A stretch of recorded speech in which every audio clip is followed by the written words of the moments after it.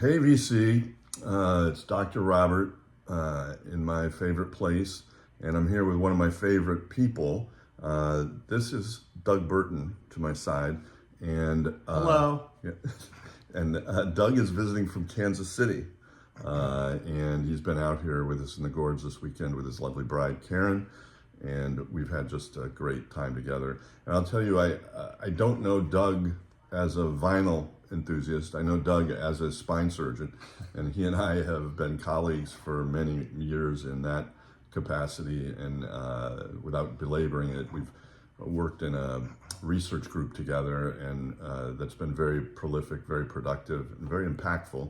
And I have to say, very fun. I mean, it's been one of the funnest professional activities that I've had. Without a doubt. Yeah. Super fun. Yeah, it's a group, and we compare ourselves to the Rolling Stone, our group, in two different ways.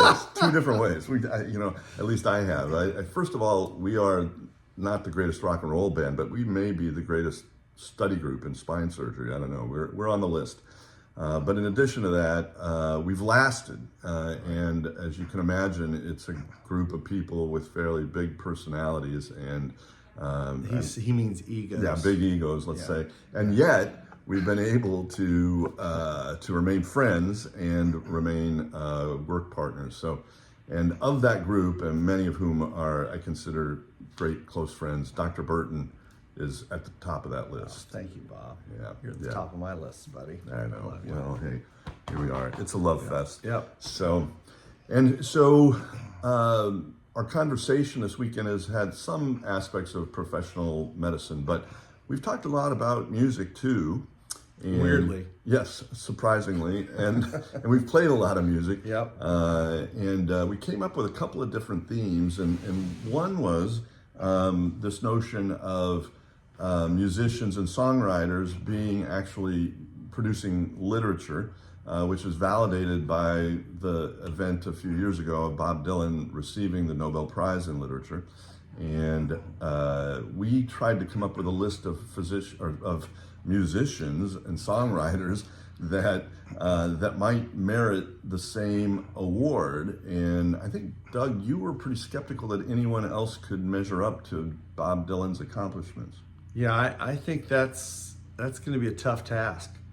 You think about it, he's produced what, over 5-6 decades maybe now of production. Yes, I think 6 decades. Yeah, so 62. Six decades of production, and his writing is unbelievable. Yeah.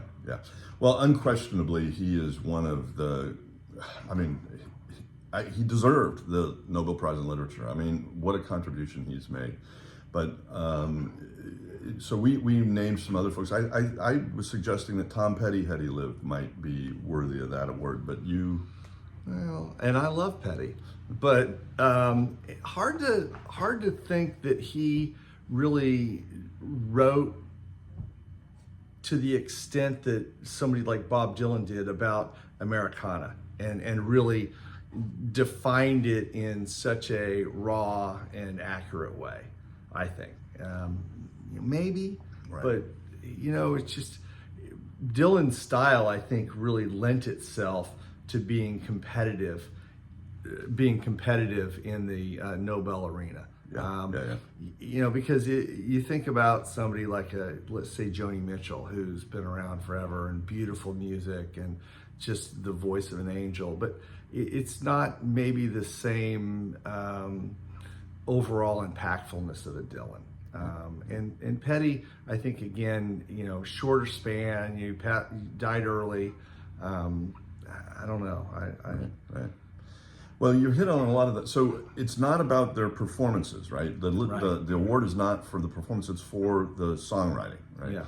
And in particular the lyrics, the poetry that they put to music. And Bruce Springsteen was another name we came up with. And yeah, I mean, I think he would be on the list if and that's what we're doing. We're picking who would be on the list. I think Springsteen's got to be on the list. Right. Probably doesn't quite get there.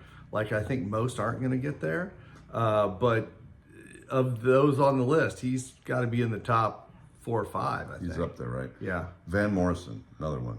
Yeah. Fantastic. Right? Love Van Morrison. Lyrics are, so meaningful and so accurate, portraying the human condition, I think. Right.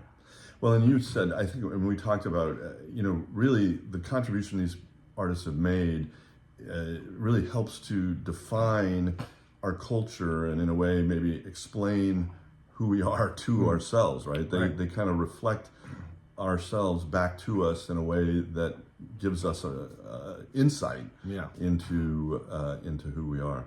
Neil Young, another one? Yeah, Neil Young, I think. And part of the tough part there is, are you solo artist? I mean, that's one of the advantages Dylan had. He's a solo artist versus you think Neil Young, well, he did all that work with CSNY and then, collaboration with Crazy Horse. And, do you need to be solo to really be in the running? How much did the other people write? Was it really all his writing? Was it somebody else?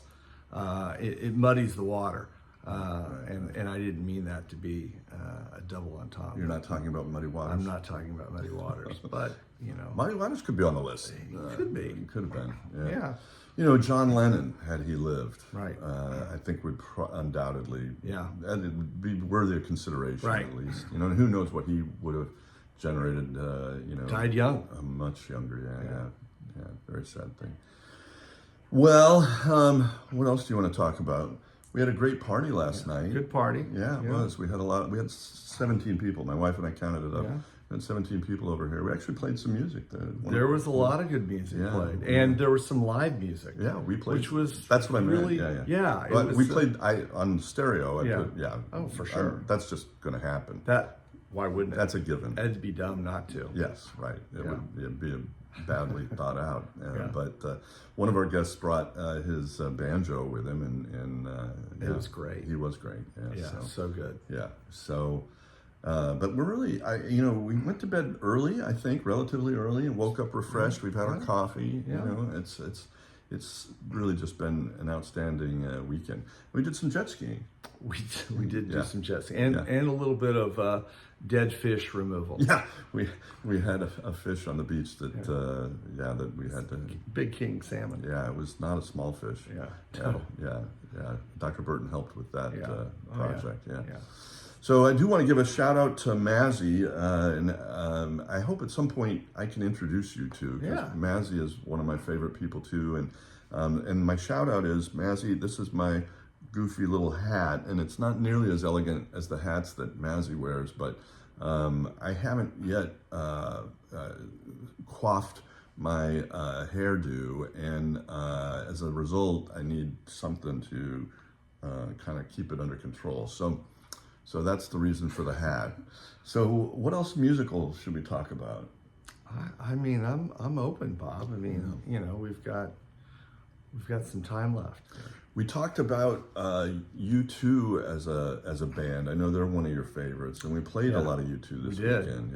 And and I think that's another band that the lyrics really work and they matter. And but again, if you're getting into the idea of the Nobel Prize, it's a collaborative, and are you right?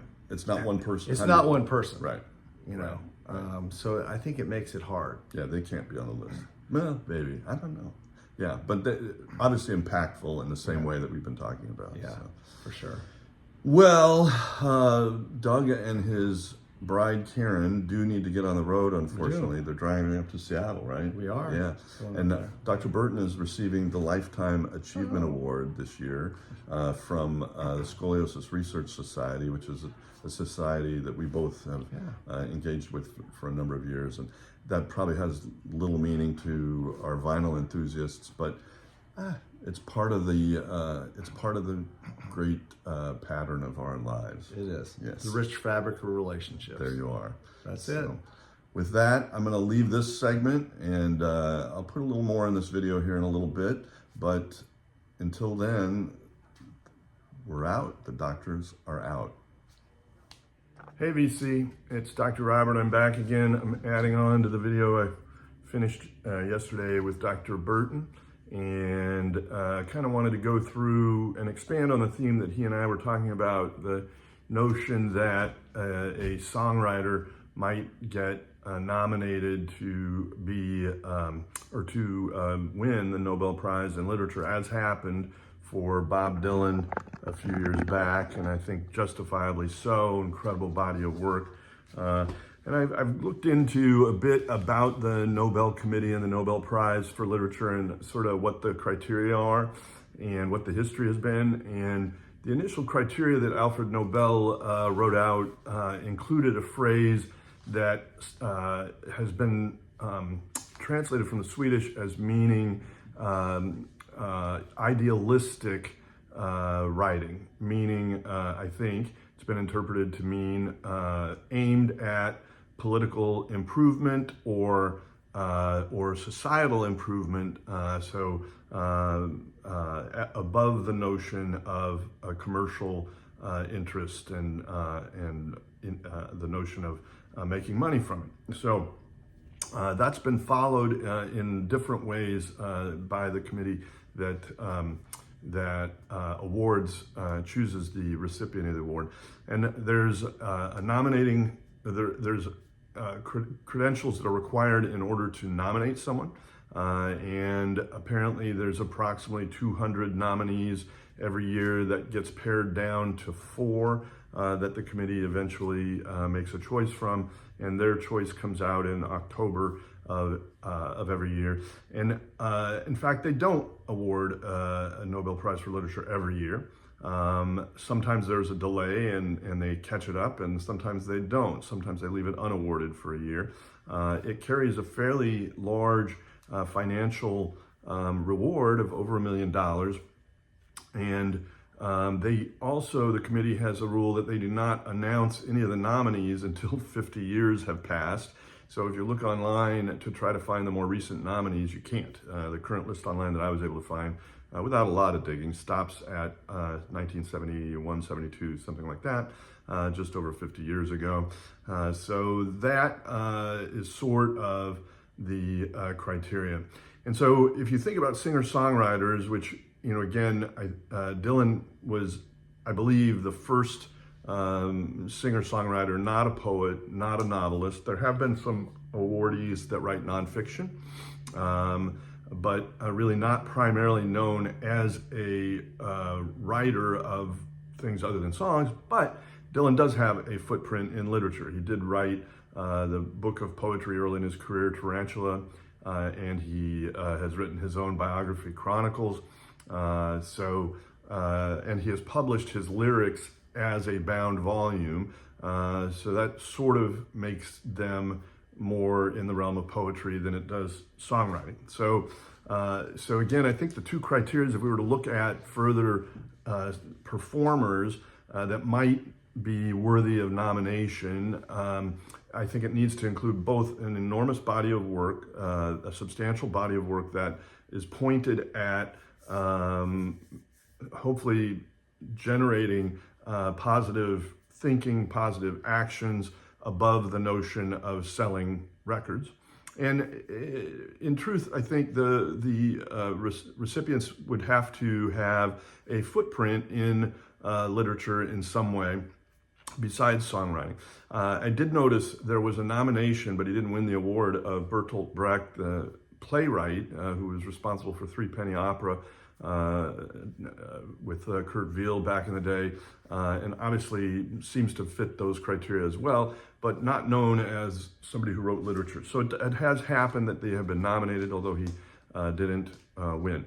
And there has been also one posthumous recipient of the award, and I don't recall his name, but he was somebody that was actually on the Nobel committee and was of Swedish ancestry, and so won the award posthumously, but only one time in over 100 years. So with that, I'm going to start with some names, and I'm going to include a couple of posthumous just to suggest that, yeah, they might have been worthy of the award. The first of those is going to be Leonard Cohen, and I'm going to show one record for each of these performers This was his last record, Thanks for the Dance, and this was published as a book of poems as well. So, or at least the poem Thanks for the Dance was published.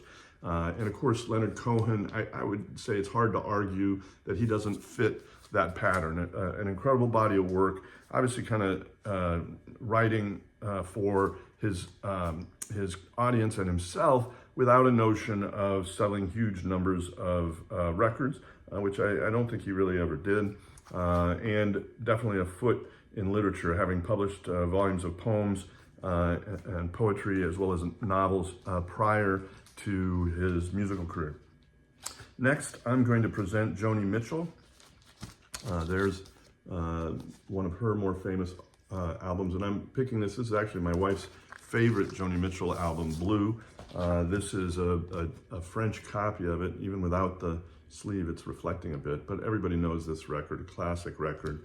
And this is a French pressing of that record. Includes A Case of You, one of her more famous songs, and My Old Man, and then the song Blue. So I think she meets the criteria, potentially. And I'm not saying these people ever will be nominated. I'm just saying I think they are worthy of consideration. And I'd be interested to hear others' takes to add or detract or subtract from the list as well. So another British singer-songwriter of great renown, Roy Harper, really not well known in the States, but very famous in his native country of England, hugely impactful on other major British acts, including Led Zeppelin, Pink Floyd, Jethro Tull, and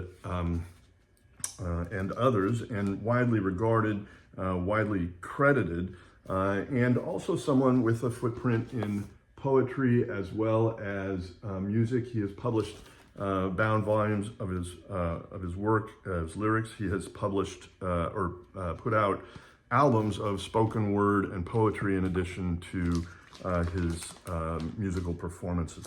Another lesser known British singer-songwriter that has passed away, actually now almost 20 years ago, Kevin Coyne, was somebody that I would argue fits that criteria. He was very involved with mental health, mental illness. He suffered from mental illness himself, and he eventually emigrated from England to Nuremberg, Germany, and spent the last years of his life there, and died of pulmonary fibrosis. He did have trouble with alcohol over the years, but again, someone who published written work in addition to his music, which his music is just very, very well. A lot of it it's very critical, I'll say, of society, of sometimes individuals or organizations, and it's forward thinking. It's intended to push people toward improvement. This album is Marjorie Razorblade. It's one of his well-regarded works, and sort of the one that brought him the earliest notoriety that he received. This has Eastbourne Ladies, which is a famous song, Marjorie Razorblade, another famous song, and House on the Hill, which is about a mental health institution somewhere located in England. By the way, I guess I skipped. I should have said this album is Flat, Baroque, and Berserk. That was the Roy Harper album that I picked up. And this, again, is another one that sort of was his kind of breakthrough album to a certain extent, and very well regarded among his oeuvre. I think I pronounced that right. So moving on, another UK person, but from Northern Ireland. I guess Northern Ireland is still part of the UK, unlike Ireland, is Van Morrison. And Doug and I were talking, Dr. Burton and I were talking, and included him, and he's somebody that I just think has given us so much as a musician over the years. I don't know that he is as involved in literary efforts, but he certainly is involved in in the phrase that is part of the Nobel Committee's directive of making idealistic music, idealistic lyrics, some of which are very personal, of course, over the years, but also very mystical, bordering on religious, or truly are religious at times. And this is one of his most famous, of course, albums, Moondance, which has not only the song Moondance on it, but Stoned Me, Into the Mystic, These Dreams of You. These are all songs that I just love. And Stoned Me, I mean, this is again a record that has no bad tracks from a man who's put out many, many records with no bad tracks in different arenas. Well, this woman, I think, still could be nominated. She, Patti Smith, from the States again, and this is, I think, her most famous record, Horses. This is an early copy from the United States with the white text for Horses, was later changed to black so that it could be more visible. And you know, I think she almost deserves it just for the song Gloria, which is an adaptation of a Van Morrison song, of course, and of a classic rock and roll song, Gloria. And it contains the lyric, Jesus died for somebody's sins, but not mine. My sins, my own, they belong to me, which, man, just sends chills through me. And really is a challenge, in my opinion. It's a challenge to organized religion, and incorporates the female name Gloria, using it as a reference to the Catholic liturgy of, you know, in Gloria Excelsis, and then using that to say, sort of create her own notion of religion, which is individual and personal as opposed to an organization. I think that's an amazing accomplishment just by itself. And of course, she's gone on and made many, many further records since then. Maybe not quite as big of a catalog as some of these artists, but she has definitely checked the box on the printed literature side, publishing books, both personal biographies as well as poetry and photography. She is just an amazing artist and deserving of consideration for a prize of the stature of the Nobel. Here's one we talked about, Dr. Burton and I, and he, you know, after Bob Dylan, I think you have to sort of say Bruce Springsteen has the same caliber, maybe the same impact from his body of work that Bob Dylan was able to create. Of course, Bruce is still going. Both of these guys also have the accomplishment, Dylan and Bruce Springsteen have the accomplishment of being incredible live performers and really dedicated to their audience in the form of touring a lot into their later years. And that is stressful, it's dangerous to some degree. That's why acts like the band retired from touring. There's many, many performers that have died on the road, either through traffic accidents or through some sort of a substance issue. And, you know, also both Bob Dylan and Bruce Springsteen, I think, explain America and Americans back to ourselves, right? So in the form, you know, in the past, I think printed literature, before we had recorded music, printed literature was fulfilled that role, right? And you had a poet laureate, you know, so-called, and other writers that would have impact in shaping our society and in informing our society about you know, about who we are. And I think that role has now fallen to musicians in many cases, at least in my generation. I'm not sure it's as true now, But I'd love to hear from others. Is there somebody out there that has taken this role up? Maybe Dave Grohl and Foo Fighters, he comes to mind. I know he has those ideals. But Springsteen and Bob Dylan are, to my mind, poet laureates of our era and have fulfilled that function. Last, I'm going to make one further consideration that's a little bit out there. This is, I should have said that was Darkness on the Edge of Town. This is one of my favorite Bruce albums. Of course, everybody's going to say Born to Run, but this came out the next album after Born to Run. Badlands, Adam Raised a Cane, Candy's Room, Racing in the Street. That's about 1970s America. The Promised Land, again, critical of America at the same time as promoting it. Streets of Fire, Prove It All Night, Darkness on the Edge of Town. I mean, these are fairly dark, fairly, kind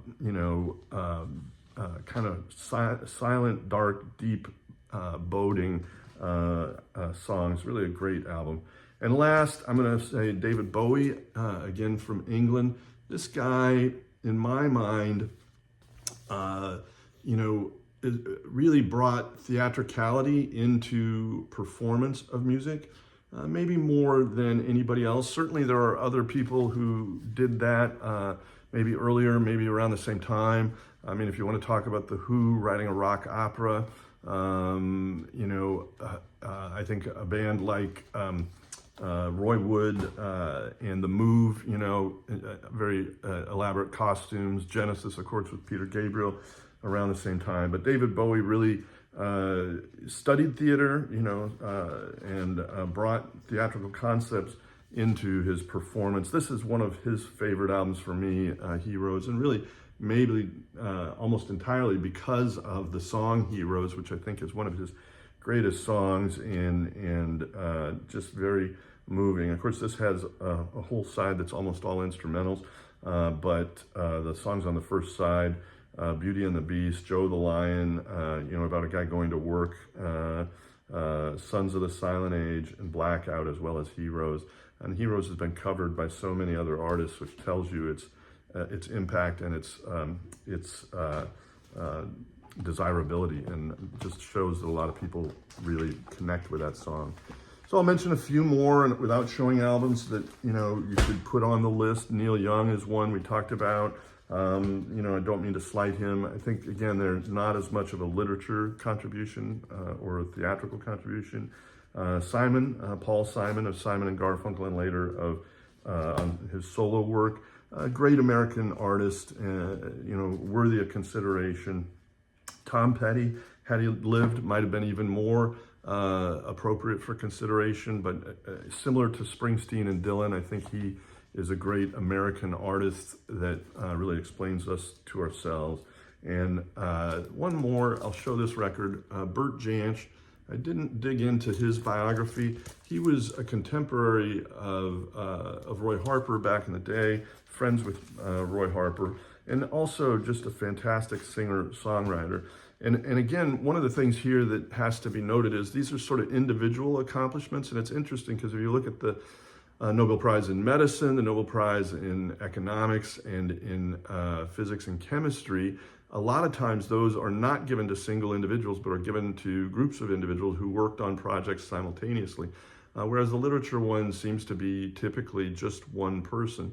And that makes things like, groups like U2, the Rolling Stones, the Beatles, sort of not quite qualified for this award. And who knows, maybe some of the individuals that are primary songwriters for those groups would qualify, but mostly those are teams, or groups or pairs.